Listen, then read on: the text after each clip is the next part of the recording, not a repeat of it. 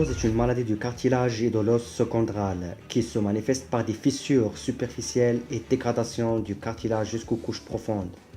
On distingue plusieurs facteurs de risque: la péri- et la postménopause, l'obésité, les déformations du membre comme le génovarome, le génovalgum, les dépôts microcristallines et l'ostéonécrose.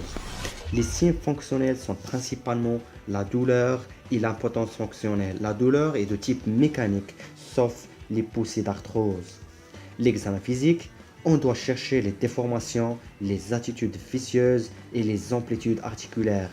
À la radiographie, on distingue 4 signes: le pincement localisé de l'interline, les ostéophytes, les géodes et l'ostéocondensation secondrale.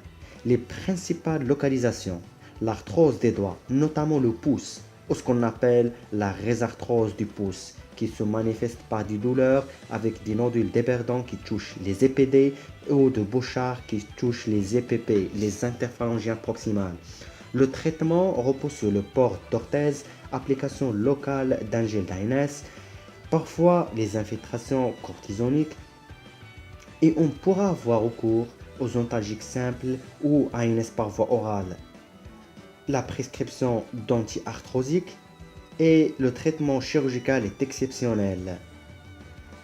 La gonarthrose fémoro-patellaire qui se manifeste par le syndrome fémoro-patellaire qui est une douleur mécanique du genou en extension, la douleur à la descente des escaliers, la douleur à la station assise prolongée.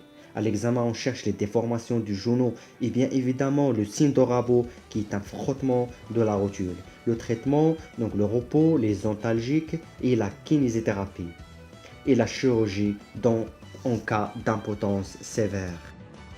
La gonarthrose fémorotibiale qui se manifeste par un syndrome fémorotibial, donc la douleur mécanique du genou à la marche, la douleur à la montée et la descente des escaliers et en terrain accidenté. À l'examen clinique, il faut chercher les déformations du genou, le génovarome et valgum, par la distance intercondylienne et intermalléolaire, les amplitudes articulaires, et il faut chercher un épanchement par le signe de glaçon.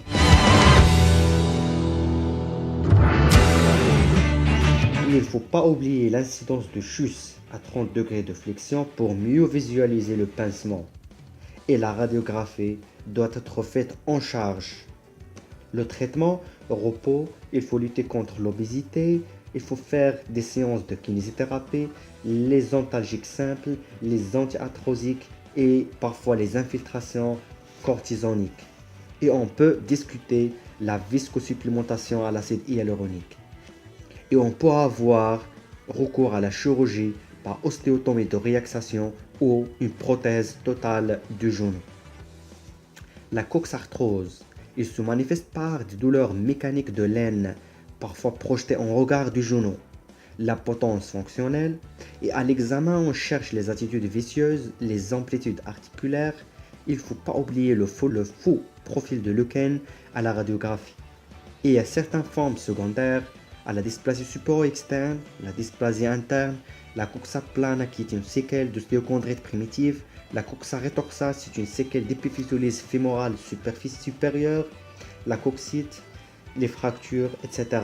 Et le traitement, lors des poussées, le repos et glaçage, antalgique simple, les ANS, les infiltrations cortisoniques. Et le traitement de fond repose sur les mesures hygiéno-diététiques, les antalgiques paliens et les anti-arthrosiques. Il faut éviter les stations debout prolongées, éviter le port de charge lourde, port d'une canne du côté opposé et bien évidemment la kinésithérapie.